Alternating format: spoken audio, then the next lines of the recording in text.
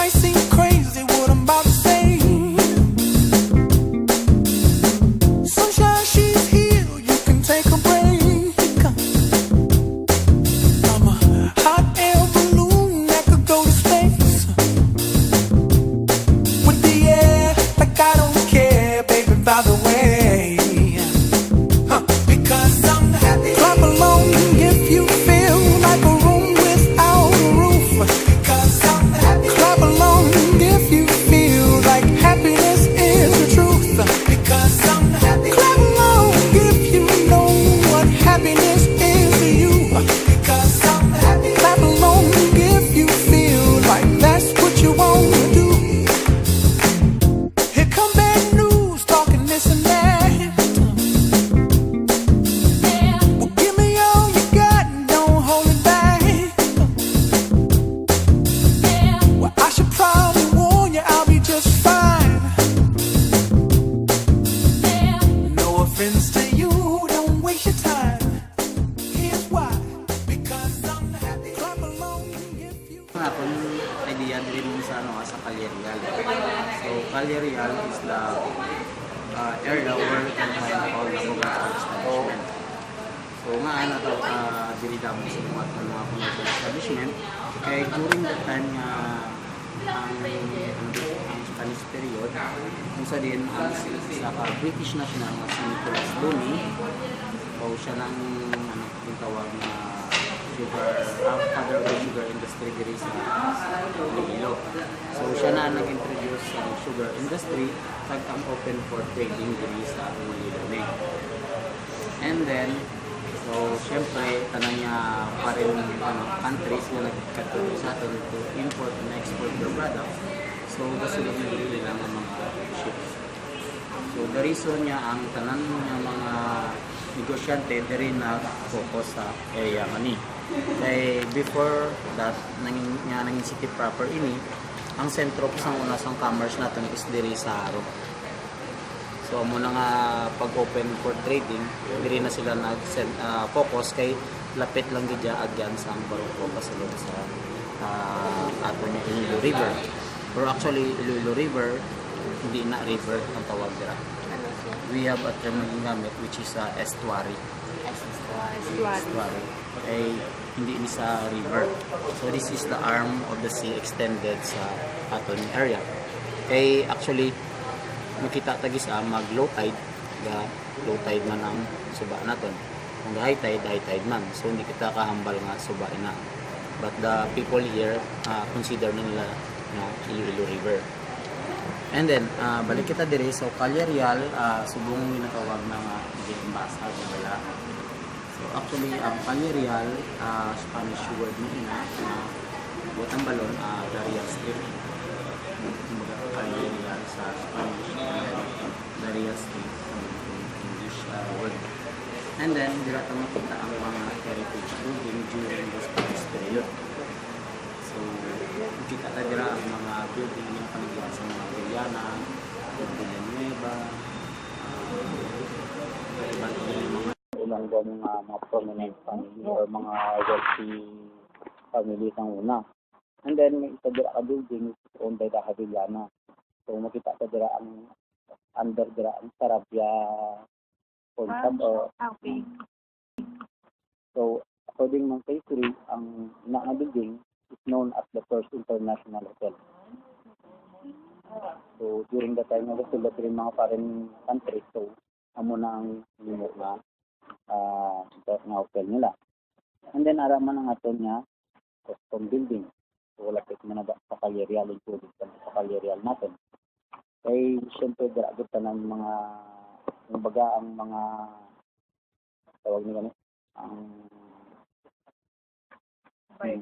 ang strict lang nga compliance ng mga inspect ng mga ginapatila diri nga ng mga ng mga produkto coming from other countries kag ang mismo ang ginapagawa man sa aton diri nga lugar. And then during the time na declare ni Nicholas Looney na i-open for trading na diri ang ining area very takot naman ang Calle-Real. So amo lang time na medyo nagnubo ang aton weaving industry diri sa Iloilo. Bigla mo lang aton ang pangabuyan sa una sa mga katigulangan. Kaya nga, nagsulod rin ang mga ship sa mga namin na baptized. So, ang mga tao man, siyempre, tawag na nga practical. So, muna nga, gina-prioritize na o gina-consider na lang ang mga textile coming from other countries. So, muna nga, ang aton nga weaving industry, like dahablon, medyo na matamatula.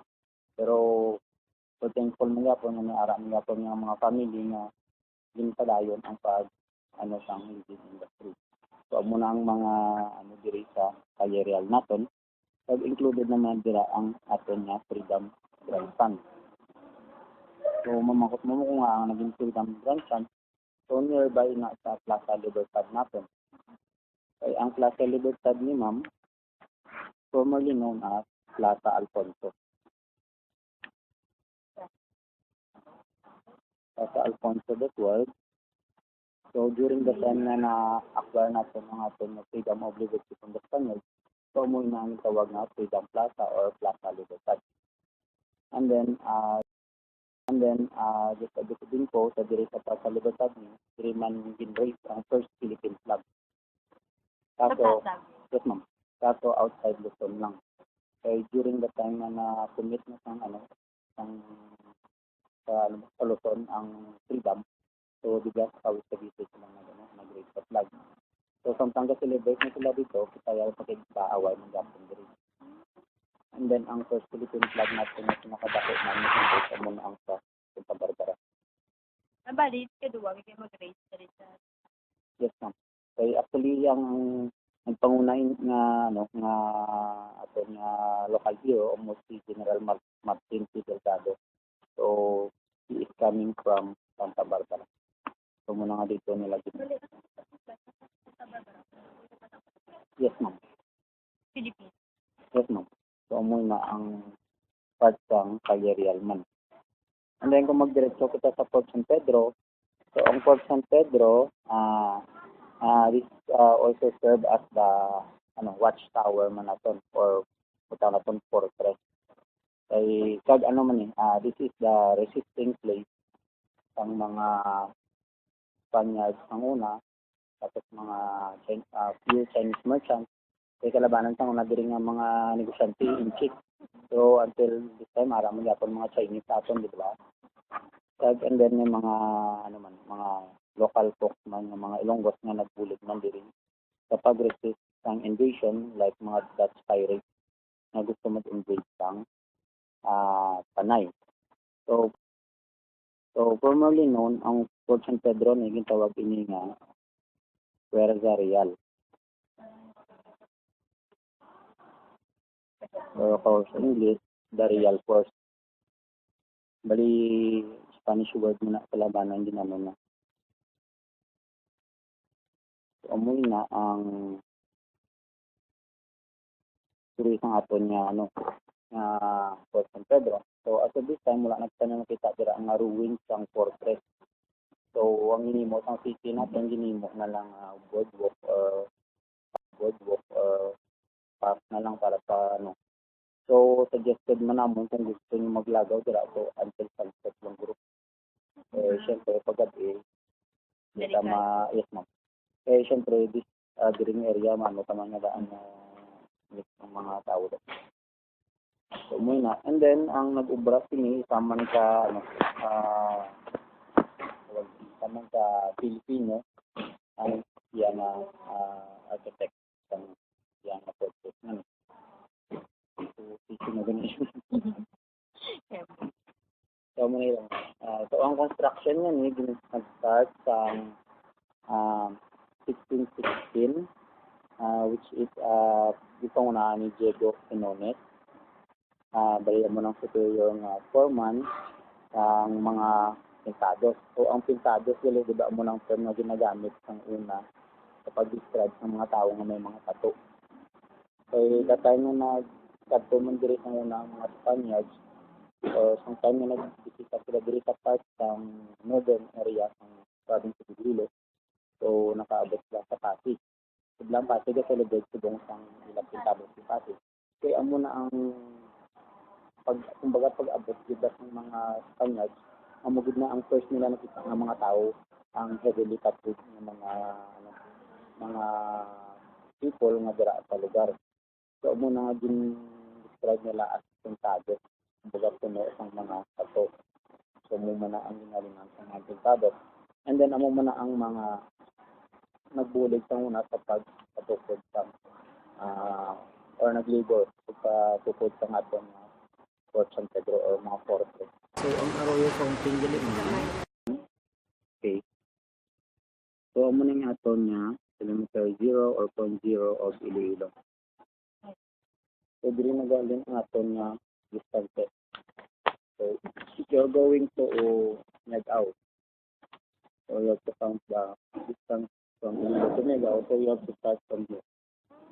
Dili Also, gid ang mid yes, sa ma'am. Iloilo. Like sa Manila, Luneta. So diri aton Arroyo Fountain. So from here going to the other provinces, so diri to start. So amo na ni ang ilang mga records. So ang pagbasa ni, so from Iloilo going to Oton, so 11 kilometers. So panaog lang sa panaog.